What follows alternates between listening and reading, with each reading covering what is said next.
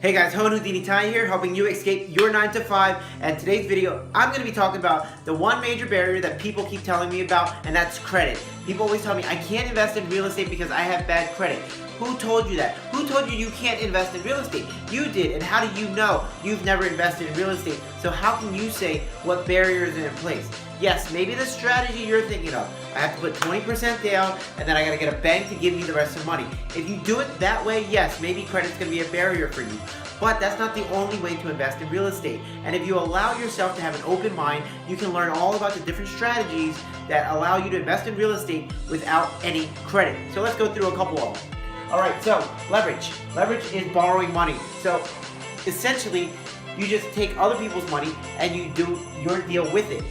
Most of the time you think this has to come from a bank. It doesn't. Where can it come from? Maybe a private investor. But here's the caveat with that. Let's say you don't know anything, but you want to borrow money from me.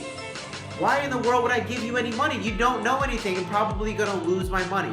And the bank is looking at you the same exact way.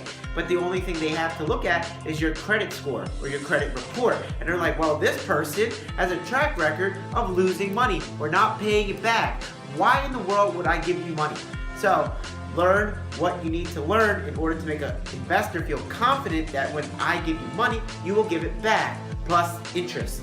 See? So you don't need to borrow from a bank.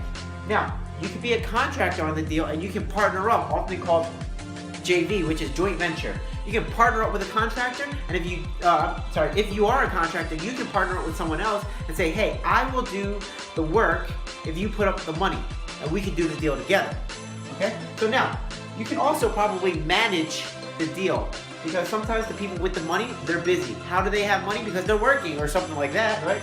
So you can manage the property from start to finish. You can be there while they're at work. You can give them updates and reports and everything else.